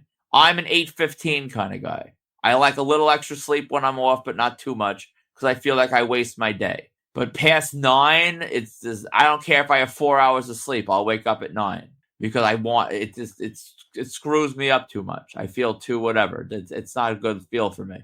It's kind of funny. I shut my alarm off this morning, figuring I was let it rock and see what happens. 7:15. I haven't reached that teacher level yet where it just like automatically happens. I'm able to sleep a little later, which is, I guess, preferable for me. 7:15. So let's get to the listener questions. I think we covered our hippo adventures quite nicely. I agree. So first question is from Jack. I thought this was a funny one. The question was, what's your favorite autograph adjacent thing in your collection? Maybe a doodle without a signature, a personal belonging of someone famous, and so on. All right. I have 3 things that fit the bill. I have Matt Cardona's knee pad, which I'm waiting for you to make fun of me for. Only one knee pad. I have. Yeah, I mean, it's funny because it's something no one wants, not even Matt Cardona, because he threw it out. He sold it on Whatnot, and then someone bought the set, and then someone, which is actually a smart move, they bought the set of knee pads and then sold the one knee pad. So I guess it brought down the cost of the one knee pad for them, and I bought the other knee pad. I didn't need a set of knee pads. I need one knee pad. You needed the knee pad. Yeah, I mean, I imagine knee pads are important. So anyway, so I have that. I have PCO's glove, which I can't. I like PCO's glove. I bought it directly from PCO at Sokol's house. But the problem was I forget what pen I used. I don't know what pen I used, but it like rubbed right off. and that pisses me off. So the signature is gone. It's just the glove. So that it can't be my favorite item simply because that pisses me off. That the signature rubbed off. I mean, it's like a vinyl glove. I didn't know what the hell to use on a vinyl glove. I guess obviously what I did use, whatever that was the wrong thing. So that's whatever. So I have a ring worn PCO glove without his writing saying it's ring worn. So it's about as I would say it's worthless now, but it's probably worthless with the writing. So I mean, it is what it is. And the third thing I have, and it's the one I'm going to pick for this question, and favorite is kind of a stretch. I mean, it sits in an Atoya. It's not anything that like is super meaningful for me, but it was a funny little story. I was at the K&S Sportatorium a few years ago for hours. I think I needed John Morrison, which is why did I need John Morrison? I don't know, but I had pieces. And he came early to do this thing, and then he like went to the gym and he was going to come back. And it was hours went by. So I'm sitting in the Sportatorium for hours. And while I'm in there, you don't even remember her, but 90s WWE women's wrestler Heidi Lee Morgan. Ken had Heidi Lee Morgan in for a virtual. And she brought her father, whose name is Les Morgan. He was a WWE talent back in the day. He was one of Gorilla Monsoon's closest friends. I think he was a pallbearer in his funeral, but don't quote me on that. And honestly, on top of all that, he was a cool old man who I ended up having like a 90-minute, the entire virtual. I sat in like the lobby area of the Sportatorium just chatting with Les. And wrestling was like the last thing we talked about. It was marriage and family and life, and it was whatever. It was a long conversation, but he was a very nice man. And for whatever reason, that conversation was memorable to me. I don't know why. And he was like doodling and did this whole sketch on this like back of a pad, like a little like notepad. And at the end of the whole experience, I took a selfie with him, selfie with Heidi, and he left the sketch and the doodle and everything that he was doing just sitting there. And he left and he didn't want it. And I took it. I don't know why I took it. I don't know why I still have it, but I do. It's absolutely worthless. It will sit in a Atoya until I have grandchildren that are old and gray, or it'll be in a landfill somewhere. That's probably more accurate. But that's the one I'll pick because it was like it was the most fun, if this was fun, story that I can connect to something that's inanimate that isn't signed. I don't have much like that. How about you? Well, I could mention my ring-worn Hulk Hogan wristband. Which is for sale. Which is like everything's for sale. I could mention my custom-made necklace from Chuck Palahniuk, from him to me, but that's not what I'm going to mention. And I have never told this story before on here. I think I told it on the board 100 years ago. So my favorite band in my late teens and early 20s is this band, the Ataris. They had one hit song on the radio. It was the cover of Boys of Summer. So if you ever hear that cover of Boys of Summer on the radio, that's them. And then the second single off that album was In This Diary, which was a minor alternative radio success. And then they were well known in the scene of, I would say, 1999 to 2003 or so. And when I had my band in the mid 90s, mid 2000s, not mid 90s, we played some shows locally, and I actually had the ability to book a show with them. And so, which was an awesome, moment of a lifetime kind of thing where you get to play play with your favorite band. But anyway, that's not how I got my favorite piece. But anyway, I collect their memorabilia. And so in the late 2000s, I would say 2008, 2009, somewhere in that ballpark, the lead singer, who's really, it's his band. Everyone else is a rotating cast of characters. He's the writer. He does all the instruments and everything. He went through some financial struggles, and he sold a bunch of his stuff. And one of the things he sold was his gold record, the actual RIAA gold record of the record So Long Astoria, which is where Boys of Summer was on. And it was on eBay, and I missed it, and it went on eBay to some dude. And back then on eBay, you could go through old listings and you could contact the buyer. These days you go on eBay, the buyers are hidden. That wasn't always true on eBay. And so I had reached out to the buyer of this auction. I asked, are you interested in selling it? I'm interested in buying this. And he said, no, I'm not interested in selling it. And I once a year would email this guy. So 2008, 2009, 2010, 2011, 2012. And then in 2013, he reached out to me and said he would be interested in selling it. And so I bought it. And so I actually own the gold record of the Atari So Long Astoria. What'd that set you back? $1,300.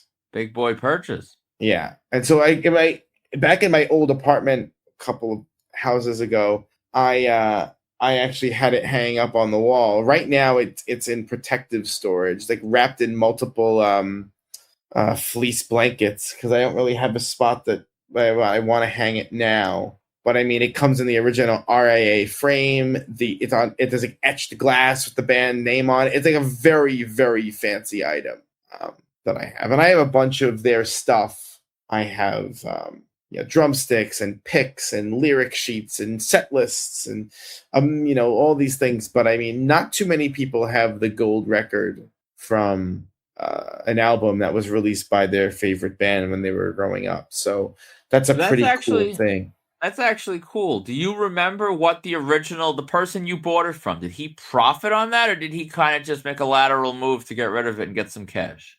I don't really remember. I want to say I think he bought it for somewhere between $800 and $1,000. So I guess after fees, he probably broke even, which I mean. Well, I paid him $1,300 net. Ooh, okay.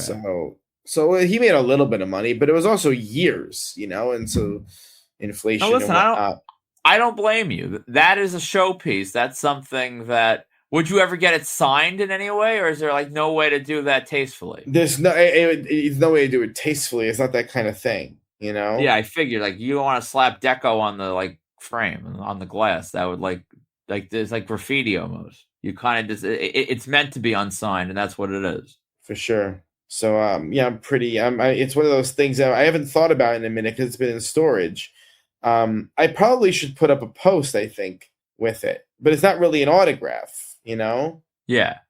Jack always has the good questions. I'm telling you, Jack is going to definitely headline a marked out WrestleMania in the near future. This guy, he's a made man. This is like a Gunther level. But he used to get his ass to a Sharpie Social. The hell. Yeah. So, the second question that took a while. Second question from C-Rat: if you could recreate. He wrote it as recreate, which is funny, but anyway. If you could recreate one interaction you've had in this hobby exactly as it happened originally, what would it be and why? I'm going to let you take this first. I want to chew on it a little bit more. Wow. So I think one of my... it's funny because I have like 4 or 5 of these that have been kind of milling around in my head. What my favorite interaction was in this hobby that I would love to have the chance to do again in some way. I could talk about the first time I met Roddy Piper, which was just really, really fun. I could talk about the first time I met Hulk Hogan, which was really fun. One of my favorite interactions of all time was with Betsy Palmer from Friday the 13th. Just a ridiculously fun interaction with her that I would love to be able to recreate because I was laughing so hard that I was crying. But I'm going to choose something as a tribute to someone. So back in the day, me and my friend Ted, and then there was like always a third rotating cast of characters. We would go to Monster Mania for the weekend. And this was before you went to any Monster Manias. And Monster Mania was a weekend for us. So the way it worked was we'd get all our autographs on Friday. Then Saturday we would camp in the main ballroom. Now the main ballroom was the photo op room. There were no pro ops back then. that's where the Q&As were. And we would just Yeah. watch the Q&As all day. And then we go to the movies at night and watch the movies at night on Saturday. And then Sunday, based on which Q&As I liked, I would go and I would buy items and I would get more autographs on Sunday of the people who I hadn't thought to get autographs from on Friday. And I did that in 2007, 2008, 2009, 2010, years worth of this. And Monster Mania was just my favorite show for that. Those Q&As were so much fun. So at one show, this was the show that they brought Warwick Davis out for the first time to Monster Mania. And so it was me and my friend Ted, and his friend John was the third person in the rotating cast of characters that we would bring along with us. And we were at the Q&A for Warwick Davis, and John was one of these guys who he definitely had a ton of, I guess the kids would call it aura, you know? He had a ton of personal charisma. He was very funny, and he can get away with things that most people couldn't get away with. And they're in the middle of this Warwick Davis Q&A, and these people ask stupid questions, and just, it was not amazing. And John gets the mic, and he goes, I'm going to do my best impression of John. It's very hard to do that because he had this particular, way about him. He was like, so I'm going to ask this question on behalf of every single person in this room who I know for a fact is thinking the exact same thing. And there's this pause, and you could almost feel all of the oxygen just temporarily suck out of the room when he goes, just how big is it? I believe, as everyone else believes, that your battle axe is absolutely huge. And chaos erupts in this room. People start yelling, going crazy, getting all mad. I want to die. I want to die in this moment. And I sink down into my chair because I don't want to be seen as sitting next to this guy, which I am. And I want to crawl under my chair and disappear. And he's standing, reveling in the booze of all of the entire crowd. As Warwick Davis is on stage, he doesn't know what to do. He doesn't know what to say. And finally, he kind of makes this joke did this guy ask what I think he's asking? And, and he kind of brushed past and moved aside. And, one of the reasons why at this moment, well, first of all, it cemented Monster Mania as as legendary status for me as a con. That was just something that I formed these incredible memories. John also died not too much longer after that. So this was it's a story that Ted remembers. They were really good friends. Remembers as being a really funny one. And if I bring it up, we'll still laugh about it. It's just an amazing con memory. If I close my eyes and I think about it, I can still get that feeling to wash over me what I felt of that horror and shame and embarrassment that I felt in that moment. And it just makes me laugh about the absurdity of it. So that's my answer. Good answer. So what would you recreate? I would, a lot of good options out there, but I think I'm going to go from a content level basis. I'm assuming I could have meta glasses in this recreation, correct? I think that would fit the rules, right? The rules just said recreate an interaction exactly as it happened originally, so I don't think you can. Oh, I assumed having glasses on wouldn't change much, but I guess as Back to the Future shows, every ripple on the pond changes things.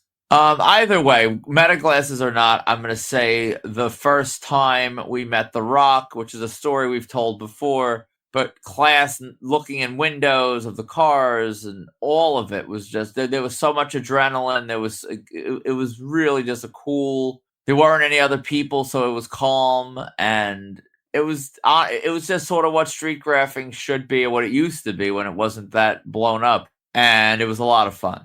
So I am going to, not quite as detailed as your story, because I know we've shared this story before, but just the whole kismet of the thing, that we're in front of the wrong hotel and people see us and, hey, you're waiting for him. He's in the gym next door, and we went to the gym. All of it was just so, there was so much random things that had to go right for that to work for us. That's always one of my absolute favorite moments. So I'm gonna go with that. It also, in a funny way, because I would say this, and maybe you disagree, I don't know. I think we were acquaintances before that, but I think going through that kind of like in the trenches moment made us friends, if that makes sense. I think that was sort of a change in the whole thing. I agree. Yeah, it was because we were standing there and we're trauma bonding over like trying to corral Steve, and it's me, you, and Lanza, and we're just goofing and laughing, and there was so much laughing, and it is very hard to, because you're a lot younger back then, and it's hard to kind of recapture those moments. But as much as we joke about Steve being crazy, I remember we were laughing so hard most of that day. Right, we just spent Yeah. most of the day laughing in the street, just laughing. I most it's funny. For the people who only do cons are great, but there's something about street graphing. Even last night, even we were saying things about the people on we're waiting with and stuff like there's something about street graphing that produces a different response, a different dopamine response, a dopamine hit, if you will. And those memories, as a result, stand out a little bit differently, wouldn't you say? Yeah, I kind of think street graphing is really like the essence of the hobby in large part. And I know there's like, I think, and this is kind of going to be a timely reference. I think the autograph hobby is honestly as diverse and multifaceted as like autism. Like there isn't one thing that that really captures what it is. But I think, to me, that wild element that you're in the wild and the rush and the adrenaline, like you don't get that at a con. When I think of graphing and collecting, and that is, to me, and that's why I really enjoyed being back out there last night, that's what it is. That's like that's the real safari. And the other stuff, you're just kind of like, the Busch Garden safari, I'm sure, is cool too. But I mean, there's something about being in the real thing. It just feels different. Yeah, I couldn't have said it better. I think it's true. So that is that. That's that. So what's coming up for us? Oh no, sorry, I missed the question. There's still one more question. From Vin, and we've talked about this before. What is? Oh, sorry, I said it wrong. Who is the celebrity you have the most autographs from, and why do you have so many? You take this one first. All right, I got to do an updated count. Same though. I can only estimate. It would probably be Bret Hart or Mick Foley, and I would say my count on both is, I would think, north of 50. For different reasons. Bret Hart is on my Mount Rushmore personal favorites, and he's not the third or the fourth head. He's one of the first couple. He's big for me. And for some of the stuff, I paid close to retail price. And then the last time I really did anything with Bret, the last two times, I was blessed to have a good rate. And with the good rate, I brought arms full of things. I have a couple I still need, but I got a lot done. And flip side, Mick Foley is not on my Mount Rushmore of all-time favorites, but I mean, I enjoyed him greatly. He's excellent. He went to my high school, grew up in my town, so I always had a soft spot for him. And through my friendship with Bucky, I've gotten good opportunities at his house to get a lot of Mick Foley stuff done at a very, very fair price. And much like Bret Hart, I think I have a pay-per-view 11x17 poster signed by Foley of every pay-per-view he's ever done. Not even joking. I believe that was one of my projects one day. I printed a poster for every pay-per-view he appeared on. Every one. So I have like an obscene amount. Why do I need them? I don't. I have way too many. But the price is right. My sickness is palpable. And I do it because why not? I have the opportunity to do it. And even if the rate is good, why not drop $800 on a massive pile of crap that I will keep and, never do anything with? So those would be my answers, I think. And I have no good reason besides the fact that I'm deranged and I like hoarding autographs. And yeah, that's my answer. How about you? Well, I mean, I think my number one is not even close as far as the number of pieces. That's Jushin Liger. And I'm probably hovering around 50-ish items. And that was a Muda. largely what's that? I was gonna say Muda would have been up there, but I know you sold like most of that. I did a bunch of pieces for Muda that time. I did sell I did sell a lot of Muda, and I made a lot of money on those Mudas too, from back in the day. But I still have maybe 20 or 25 pieces because I kept a few from the old signing, and I have a ton more from the most recent. But Liger, I have so many. I mean, I just have because like Liger, I've done multiple signings with. Because you don't forget, even as a fan, before I did the private with him, every time he came around, I got between 5 and 10 items done. So I definitely have a ton. Why Liger? I mean, Liger symbolizes, I guess, my transition from a childhood wrestling fan into an adult wrestling fan. I've told this story before in person. I'm not sure if I told it on the air, but I started liking wrestling in '84. I started watching Superstars on TV, and then I believe it was '85. The years get a little bit blurry because I was so young, but back when Hulk did his run with Kamala, the house show run, and I went to MSG to see Hulk versus Kamala, and I was at MSG for that house show run, and I was obsessed with WWF wrestling. I didn't really have access to WCW at all, mainly because I didn't have cable. So I could only really watch Superstars, and I could watch Saturday Night's Main Event, and that was it, really. WrestleMania Challenge, whatever the shows were, the syndicated Wrestling shows. Challenge. Wrestling Challenge. You can watch those syndicated shows, tapes, stuff like that. And I would, and I would read the aftermags.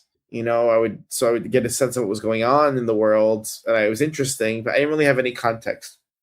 And then in '91, after was WrestleMania 6, right? 90 or 91? 90. 90. Wait, hold on.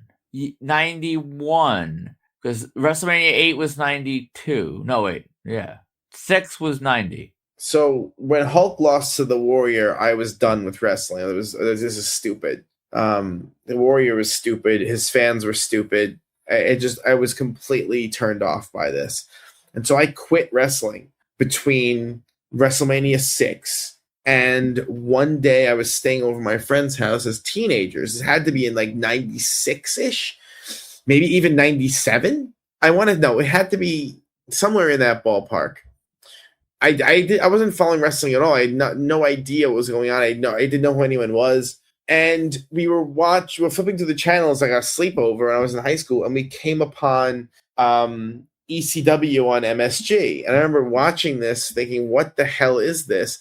But I was really fixated. One of the matches they had on there was with Psychosis. And it may have been Ray versus Psychosis, but I don't remember. I remember seeing Psychosis. And I remember seeing Psychosis and being like, I've never seen anything like this before. This is the coolest thing I've ever seen.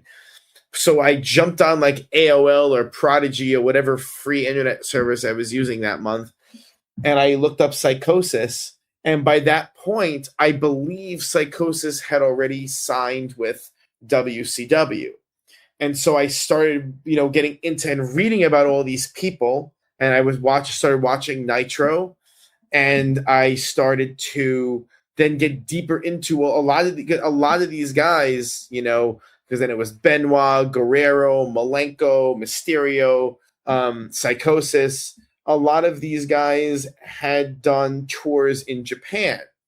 And I somehow, because I was like a big internet geek at the time, I had found like little video clips from the Super J Cup 95. Because I had seen, at this point, I knew who Benoit was. I I knew who Mysterio was. I knew who Psychosis was, and I was introduced to Jushin Liger. And I saw Jushin Liger, and I'm like, "What is this?" Because now it was like, Psychosis was this big bumping heel, and that he was exciting to watch. That Jushin Liger had like the big offense, the flying moves, the crazy colorful costumes, and I was just completely taken with Jushin Liger.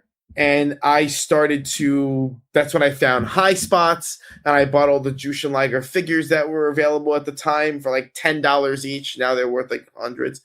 I went and bought all the tapes. I bought Super J Cup 94. I bought Best of the Super Juniors 93, 94. I started buying all these tapes, and I became absolutely obsessed and absolutely fixated on Jushin Liger. So I mean, I've been a fan of Jushin Liger now for legit since the mid 90s. So we're talking 3 decades of fandom of Jushin Liger. So that's why I have all of his stuff. That's why I have all these pro masks signed. I have a ring worn mask signed. I have all these things signed by Jushin Liger, and I'm always on the lookout for more interesting items to get signed by Liger, because he's my favorite wrestling character. And it's different, obviously, than Hulk Hogan, because Hulk Hogan was when I was a little kid, but Liger was when I was an adult. And so the things that I like are different. I go back and I look at Hulk Hogan versus Kamala, and it's like, Jesus Christ, this is horrific, And there are parts of it that I like. There are the emotional triggers that I like. But when you want to identify what I like about wrestling as an adult, Jushin Liger encapsulates that. And so that's why I have the most from him. Yeah, that is a good answer. Do you have a celebrity answer, or is it just like, because I feel like a wrestling answer for both of us is kind of lame. Do you have a celebrity answer?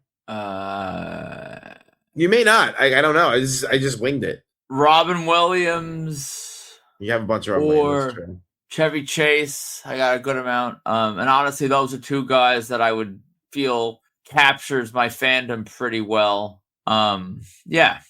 I would say actor-wise, it would be Robert Englund. I probably have 10 or 11 autographs from Robert Englund. I have multiple poster projects with him on there. Oh yeah, Tom Kenny for me as well. I mean, does that count though? What do you mean? I have like 12 things in the PC. Yeah. Oh, really? I mean, technically, I have a stack for Tom Kenny also, but I don't count it for some reason. I think Robert Englund is the one that makes the most sense for me. Trying to think if there's anyone else who would be like Hollywood or something like that. No, he's the one. I mean, I have as much as I was a wrestling fan in '84, I was also a huge Nightmare on Elm Street fan in '84, which sounds demented because I was 4 years old, but it's just true. And so Robert Englund is an awesome name.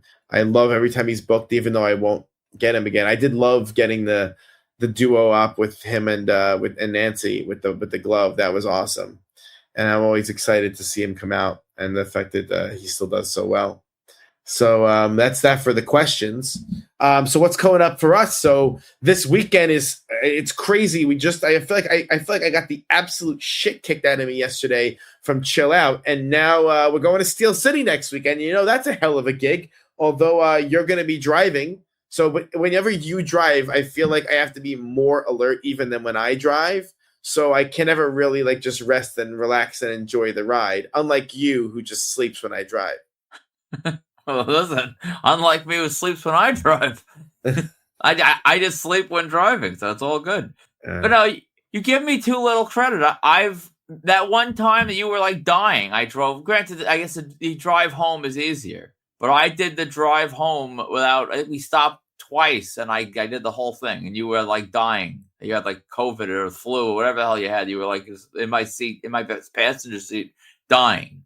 So I've done these trips with you not really adding much to being alert. So I'm definitely capable. I certainly hope. Putting my life in your hands. So let's just do a quick rundown.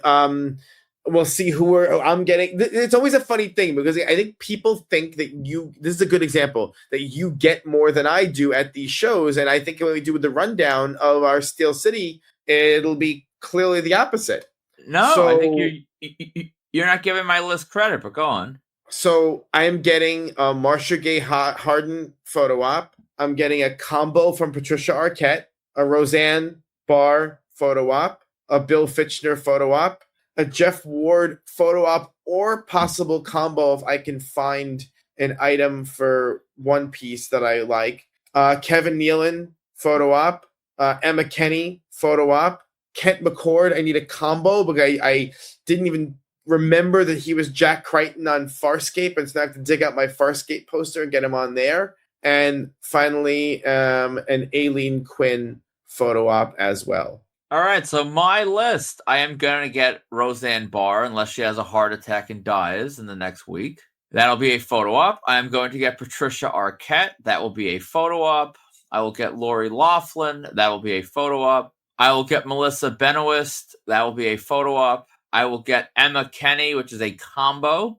I almost forgot, but I got to pull my Shameless 11 by 14. Add her to that. I will get a Patricia Richardson selfie. I was chewing on a dual op with Richard Karn, but they don't have a dual op. They only have triple ops. And I don't care about Debbe Dunning. I truly don't. I don't care about Heidi. I mean, unless it was Tim, even if it was Tim, Al, and Heidi, I'd honestly rather just have Tim and Al. So I don't think I'm going to do that. So I already have Richard Karn. I'm just going to get Patricia Richardson and be done with it.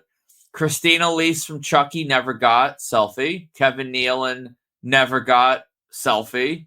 Ty Simpkins from Insidious. I have 2 prints and I need a photo op, so that'll be that. Marcia Gay Harding, I need the autograph on my Flubber poster.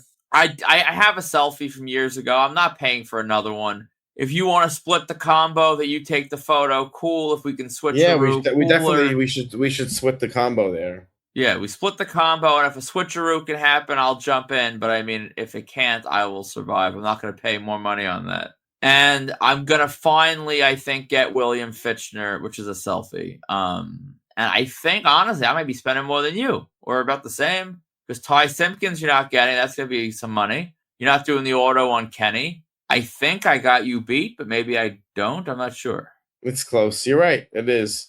You're not getting Kent McCord? I'll be completely real with you. I don't know who Kent McCord is. I'd have to look him up. Maybe you shouldn't look him up then. No, I'm already typing. Nothing jumps out at me. Farscape. I've heard of Farscape. I've never watched it. I've never felt the desire to watch it. Aren't you a Jim Henson guy? You like Jim Henson stuff? Not that much. Mm. Yeah, I can't. I lie to myself with a lot of things. I'm not that big with sci-fi like that. Battlestar Galactica never watched. I'm sure I never will. Most of the Star Trek stuff I really never watched, probably never will. Star Wars, I've seen some of it. I'm not obsessed with it. These whole space travel, sci-fi stuff is not really my genre, to be completely honest. Oh, I love that stuff.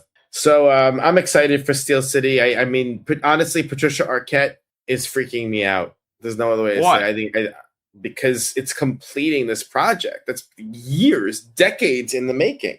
I mean, it's very exciting. So it's actually really funny, and this is going to tell you the depths of my insanity. That Nightmare poster, everyone who signed it in a beautiful brand new silver Sharpie, so the autographs look great. But here's the problem: do I risk it to match it with a silver Sharpie, or do I use a silver deco, which is going to look slightly different? I think you have to try to catch a perfect silver Sharpie, which, as we know, what? How am I going to do that? You got to buy a couple and see. I have a whole box of them, and I have a whole box of new ones. And when I was pulling them for our signings, they were coming up dead just as soon as you pull them out. Or maybe the ones you have are too old. You got to go to the store and buy a new one for just this occasion. And then test it, and whether the first time you test it may not be any good. Listen, some people, I don't want to air them out, but I was watching Ken yesterday with the boxers. He was running with a silver Sharpie. I don't think Ken owns a silver deco. A lot of these old school guys, that's the silver they use. So it is possible to get one going or find one that's okay. I don't make that choice 'cause I don't feel like chancing it. But in your shoes, like you said, it's going to look different. And for me, I'd probably be fine with it looking different, but you won't be. I think you have to try your damnedest to get one that actually looks good and keep it, looking uniformed. I don't know. I may just go with the deco to avoid the drama of it, to be honest. I mean, the deco could come with its own drama. What if it somehow explodes? Yeah, come on. It's a silver deco. They're not problematic. They're great. And listen, don't tempt the combo gods. Anything's possible. I mean, it would actually be funny if this pet poster survived for years and then a silver deco blows up all over it. That would, at that point, the combo, it's like, all right, combo gods, message received. Not to put this into the universe, but I'll put this into the universe. The way I said off air that if Roseanne would cancel, that while it would still be a great show for me, that my feeling of like excitement would take a hit. I assume Arquette is that for you. Absolutely. Like yes. Like you'd still be happy with it, but that would hurt. Yeah. Arquette is the top name at the show. I don't even think for me, it's not even a question. No, I mean, for me personally, no. But in terms of who is the headliner, it is her, for sure. Roseanne, who has Roseanne merchandise, honestly? A couple people. I mean, this is Nightmare. This is all this stuff. Arquette, for sure, is the draw.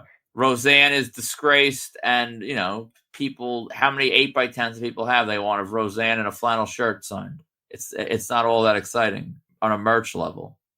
Yeah, so the issue was with merch with Roseanne. Yeah, precisely. That was always my Brooke Shields thing. Merch drives it captains the ship in this world. The merch people have. Always. So that's Steel City. I'm very excited. We're gonna post today the details of the Sharpie Social. I think we already made them. Yeah, so it's just a matter of getting the graphics situated. I gave you the details for the place and stuff. So we got to post that. Please RSVP.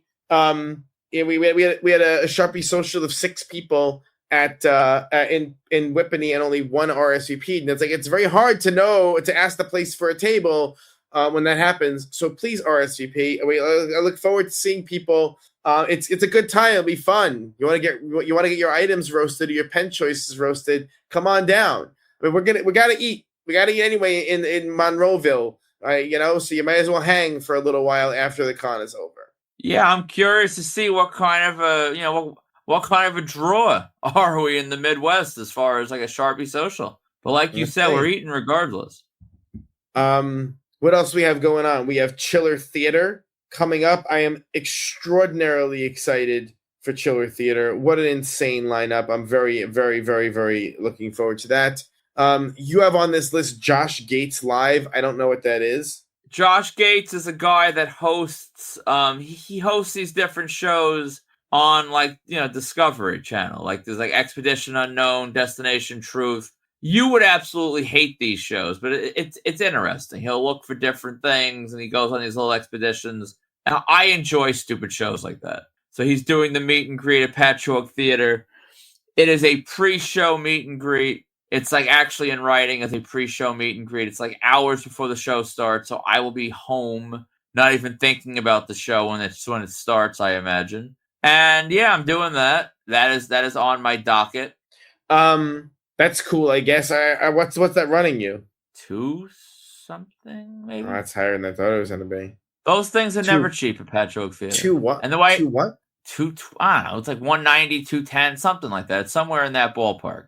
And I looked up, by the way, the Simple Plan add-on for the VIP was $275 plus the ticket to the show. But anyway, my logic with Patchogue Theater is always I'm not paying gas, I'm not really paying tolls, and it is if things are a little pricey there that I actually want to do, it's worth it on convenience. Yeah, it's hard to argue the logic. Terrificon is coming up over the summer. Of course, we're going there at Mohegan Sun, and I still have my dilemma with Keanu Reeves' Simple Plan. I mean, I know someone, I forget who it was, offered an AI-based suggestion. I know what the options are, and I do have an ace up my sleeve to try to do both. And the concern that I have is that we're not going to get the details of the VIPs until the day of as well. Yeah. And I would have concern in your shoes about you'd have to like go, leave, return. Like most of these things, like especially at these big venues with security concerns and whatnot, re-entry is kind of a non-negotiable. By the way, fair warning to you: if the day of the show we get an email that says that the photo ops are going to be group ops, what do? I think I go and try my damnedest to be in a good position. But if you go and you use it, then you can't charge it back. That's the problem. Yeah. Much harder to charge it back, I should say. So for me, I'd probably try and charge it back rather than it would be an easier decision for me, I think. I don't want to put that out there. I'd probably go.